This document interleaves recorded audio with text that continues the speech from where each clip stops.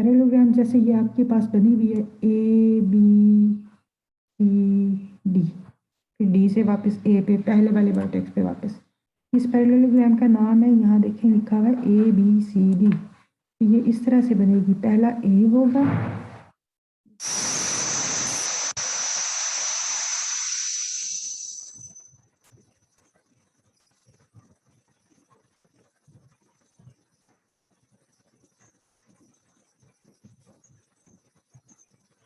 हम ऐसे नहीं कर सकते कि ए बी, अगर हम यहाँ सी लिखते हैं तो ये ए बी के बाद, बी के बाद सी इधर कनेक्ट हो जाता है, और सी से अगर फिर डी यहाँ आ जाए तो ये इस तरह बन जाता है। तो ये तो पैरेललोग्राम नहीं बनता। ए बी, बी के बाद इस तरफ जाएंगे सी तो डी। इसमें जैसे आपको अगर इस तरह से पैरेललोग्राम बनानी आ जाए कि पैरेललोग्राम अगर आपने ऐसे बनानी है कि उसकी एक साइड गिवन है, ठीक है, ए बी ये वाली साइड, ये एक साइड गिवन है, फिर बी सी दूसरी साइड की लेंथ भी आपको गिवन है, और फिर तीसरी ये वाली जो साइड होती है ना, ये जो दरमियान से है, ये बाहर की साइड नहीं है, ये दरमियान में इस तरह से है, एक कॉर्नर को उसके ऑपोजिट वाले कॉर्नर से ज्वाइन कर रही है, इसको हम डायगोनल बोलते हैं। इस डायग्राम में देखें ए बी सी डी अगर पैरेललोग्राम है तो ए सी जो आपको ये हाईलाइट हुआ नजर आ रहा है ये डायगोनल है, ठीक है, इसने तो दरमियान में आ जाना है। पैरेललोग्राम की साइडें आपने असल में ड्रॉ करनी है। और एक और डायगोनल इस डायग्राम में कौन सा आपको नजर आ रहा है, ये बी को डी से ज्वाइन करें, ये भी एक डायगोनल है, ठीक है। तो इसलिए ये दो तो हो गए आपके डायगोनल। अगर आपको इस तरह से पैरेललोग्राम बनानी है कि एक साइड दी हुई है, दूसरी भी साइड दी हुई है, एक डायगोनल दिया हुआ, तो इसमें आप क्या करेंगे। जैसे फर्ज करें कि आपकी एक्सरसाइज है और उसके क्वेश्चन नंबर 1 में आपने ड्रॉ करनी है parallelogram M N A R, ठीक है, you have to draw parallelogram M N A R, और उसमें जो सबसे लंबी वाली लेंथ है क्वेश्चन में वो आप देख रहे हैं कि वो एन ए होगी। आपकी एक्सरसाइज के क्वेश्चन नंबर 1 में सबसे जो तीनों लेंथ्स में बड़ी लेंथ है वो एन ए है, 7 सेंटीमीटर। उसको तो आप सबसे पहले नीचे ड्रॉ कर लें, एक line segment of length 7 centimetre N A, उसको आप सबसे पहले ड्रॉ कर लेंगी। लेकिन फिर पैरेललोग्राम कैसे बनेगी, उसका नाम देखें एम एन ए आर है, तो एम तो इस एन से पीछे होगा, ठीक है, इस एन से पीछे अगर पैरेललोग्राम इस तरह की बने तो एम तो यहाँ पर आएगा, फिर एन होगा, एन के बाद यहाँ ए आएगा, ए से आगे वाला पॉइंट आर होगा, आर से वापस पहले एम पे मुड़ना है, ठीक है। इस तरह की डायग्राम आपके पास बनती है। अब आप अपनी एक्सरसाइज में देखें, आपको एक तो दिया हुआ है एम एन, ठीक है, सबसे बड़ी जो लेंथ है ये वाली एन ए, इसको आपने ड्रॉ कर लिया नीचे।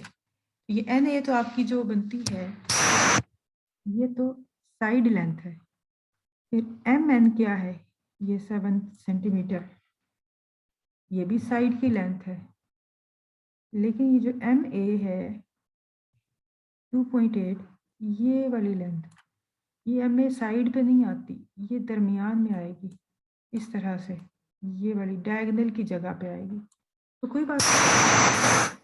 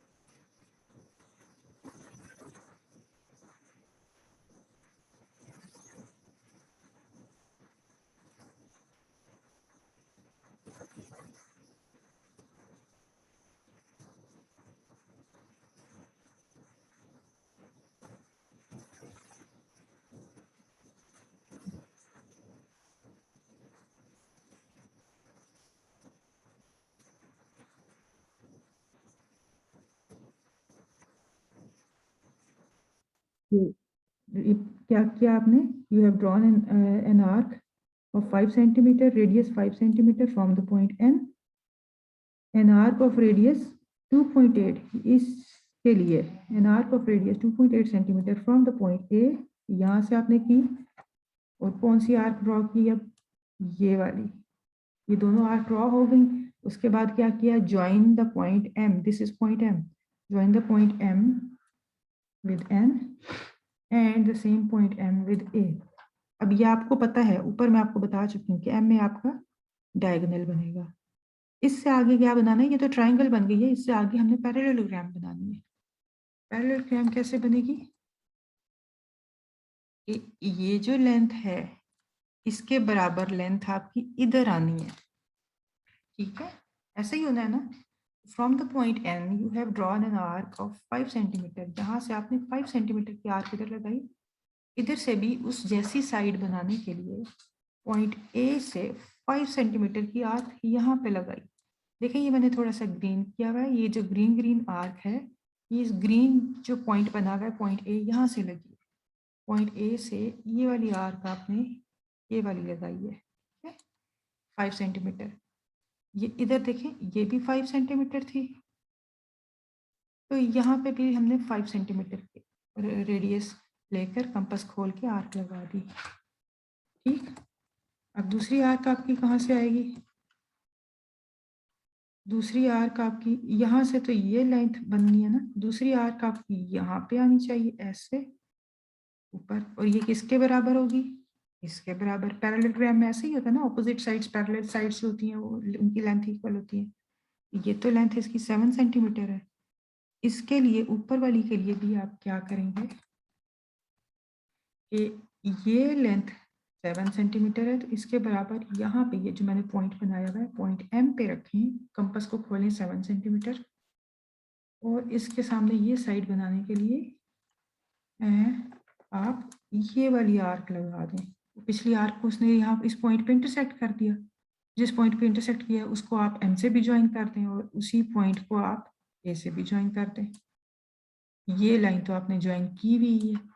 अब देखें अगली डायग्राम में, देखें ये लाइन आपने ज्वाइन की है, इसके बराबर आपने ये बना ली। कैसे बनाई है? यहाँ इस पॉइंट पे कंपास रख के 7 सेंटीमीटर इसके बराबर आर्क कंपास को खोल के तो यहाँ पे आर्क लगा दी थी। ये पॉइंट आपका 5 है, ये लेंथ इधर भी 5 आना चाहिए, इसलिए हमने क्या किया, पॉइंट ए पे कंपास रख के 5 सेंटीमीटर खोल के ये आर्क लगा दी थी। इन दोनों आर्क्स ने एक दूसरे को इंटरसेक्ट किया, ये पॉइंट आपका अगला पॉइंट बन गया। देखिए एन ए आर, और इस तरफ एम होगा। अब इस पैरेललोग्राम का नाम भी ठीक हो गया है, एम एन ए आर, ठीक है। तो बच्चों ये कौन सी बन गई?